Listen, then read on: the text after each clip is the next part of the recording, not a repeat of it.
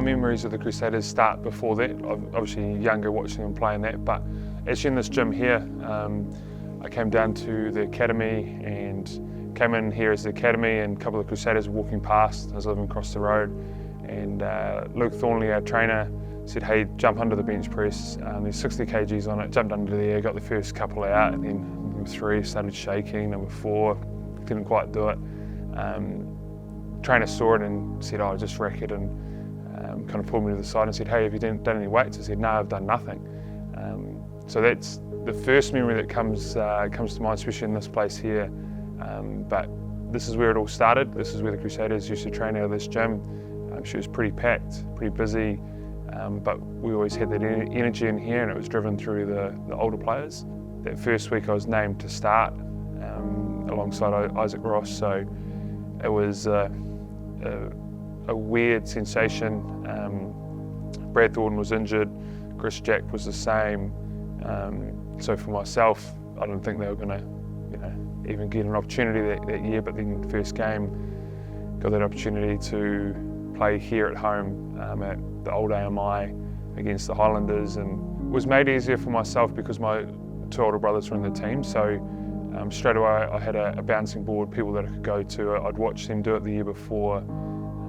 I'd trained with the team the year before, I'd played a couple of pre-seasons, so had a really nice transition into the team, but at the same time you're never 100% ready when you're told you're starting, you're going to be out there straight away, but I wouldn't change it for the world. It was an awesome game, played the next couple, and that first year was a bit of a blur. Having that family feel, everyone talks about it in team environments, but for myself, it was a family. Brothers that we'd always dreamt and talked about, taking the winning kick at goal or scoring the winning try in the corner. I don't think any of us ever took a shot at goal, but really nice to know that you had that support, and it was 100% genuine because we obviously grew up together. Obviously the earthquake happened, and it wasn't just the one, it was obviously the whole lot of them over 4.5 and whatever it was. I was actually here at Rugby Park when the big one happened. Of all things, I beat everyone out of the change room, so I just finished in the shower, parents wrapped my towel around me, and it happened, and I don't really know how I got out of the change room, but I was one of the first out onto the field. At that stage we didn't know how serious it was, how bad it was, and it wasn't until Willie Hines got a quick message from his wife saying that the CTV building had collapsed.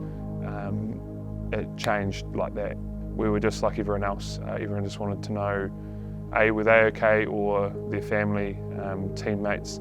Yeah, it was definitely one of those things that I'll remember for the rest of my life. We got a message once everything kind of got back online saying that we're not playing the first game, can't play at the stadium, and then straight away the ideas were coming at us left, right and centre. What are we going to do? How are we going to do it? We played within our region. We had some games in Nelson, we took some games overseas, we ended up going to London, all those things, but we knew if we played attractive rugby like we were, it would actually allow people to forget about some of their troubles only for 80 minutes or maybe only a proportion of the game, and that was something that definitely drove us.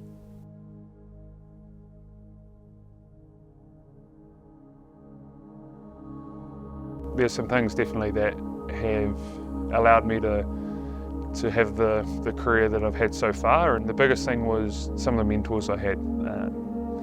When I first came down here, the first year I trained with the team, there was Brad Thorne, Isaac Ross, Chris Jack, Ross Filippo, James Broadhurst. So all of those guys played for the All Blacks. I pretty much just tried to take what they did really well and put it into my own game.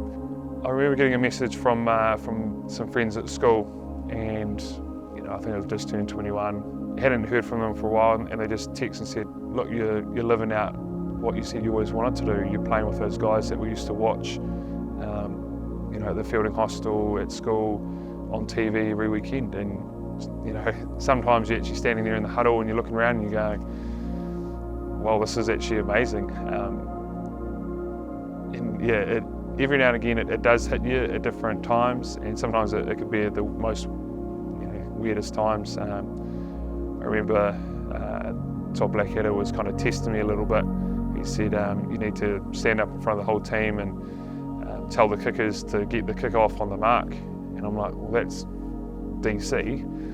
So I had to get up there and do that, and straight away DC's given me a bit of lip back, and yeah, I just remember that really clearly, because it was me getting comfortable with being uncomfortable, and that's what the team was demanding at the time, and it was the next stage of my development to speak up a little bit more, not just sit there and train hard as I did at the start, but yeah, there's always something to get better at, always something to improve on, and that was just where I was at in this stage of my career. 2017 was awesome. You had a group of guys that, you know, the basis of the squad had been together for a long time. Most guys who were there in 10, 11, 12, and we'd been so close to winning. I think we'd lost 2 finals to the Reds and to the Waratahs. We'd played some awesome rugby, but the biggest thing is we probably weren't as consistent as we needed to be. We got off to a great start. We won a couple of games that we probably shouldn't have, but we found a way, which was always nice. All of a sudden, we were starting to notch up some wins and get some points on the table, and all of a sudden that season started to flow. We knew how challenging it was to go to Ellis Park.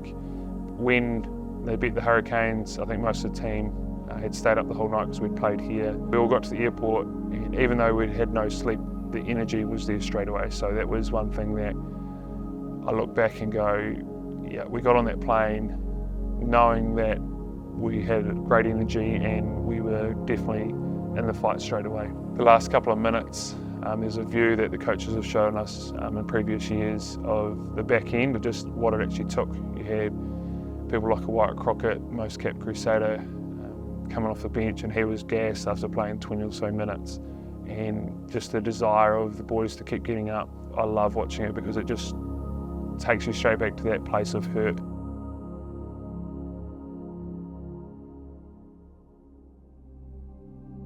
You kind of ask that question all the time, what is it?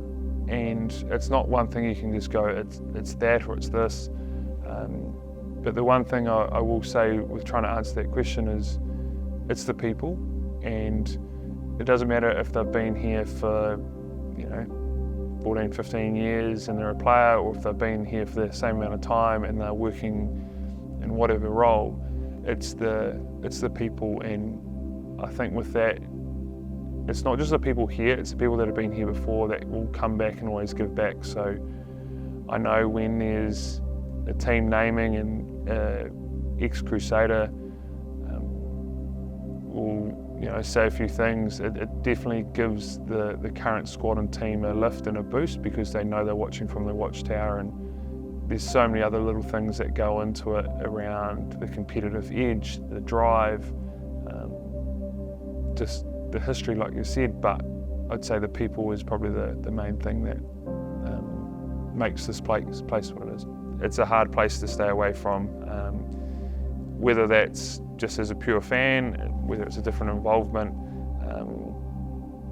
It's one of those ones that it's been such a massive proportion of my life. Like, I came down here as a 18, 19-year-old. I remember leaving the Manawa 2 and getting to about Kaikoura, and I remember being pretty upset actually, going, leaving all my friends and family to come down here to connect up with the other side of the family. But after those first couple of months, fell in love with the place, the people, the Crusaders, and Christchurch in this region has given me so much. I met my wife down here, 3 kids, got married down here, so many of those memories are definitely here, and yeah, part of me will always be here no matter if I'm playing elsewhere. My number's 142, but I remember getting my stone and just the excitement and the tradition that goes with it, regardless of the score, because when that new Crusader is given their stone, the excitement in the room, people play up to it a little bit, but it does make that occasion so special for you as a player, and that's what I had, and it's so nice being able to pass on and congratulate someone when they do make they are given their Crusader number and their stone. I've given a few out, but I always love hearing the stories and the connection that they have with the team beforehand. Sometimes it might be a brother giving it to them, it might be a family friend that they've played with all through the junior grades, or someone that they've only just met. And it's cool to get to know a little bit more about the person, not just the rugby player. And I think that's one thing that makes us different as Crusaders, is some of those traditions that have been kept and will be kept for a very long time. Off the top of my head, if I was going to say thank you to everyone, I'd probably actually just explain probably one of my most special memories is 2011. And as a team, we were joking around, you know, if we win this tournament, when we were playing the Reds, before we played the Reds in the final, we lost, you know, they're going to make a documentary and all these things. But the most special moment for me, and it's definitely up there in my Crusader career, was when we actually got back. We got back at midnight and we walked into the airport, and the airport was packed because everyone knew that we were trying to get across the line, not just for ourselves and the team, but actually for everyone that was affected through the earthquake. And I didn't get very emotional that whole year, but that's when it probably hit me. The biggest thing is they just said thank you. They didn't talk around the win or the loss. It was just how appreciative they were of us as a team playing away from home. It's a really, really nice moment that I always go to in my head when things get hard, and you go, actually doing something for someone else can be just as powerful rather than doing it for yourself.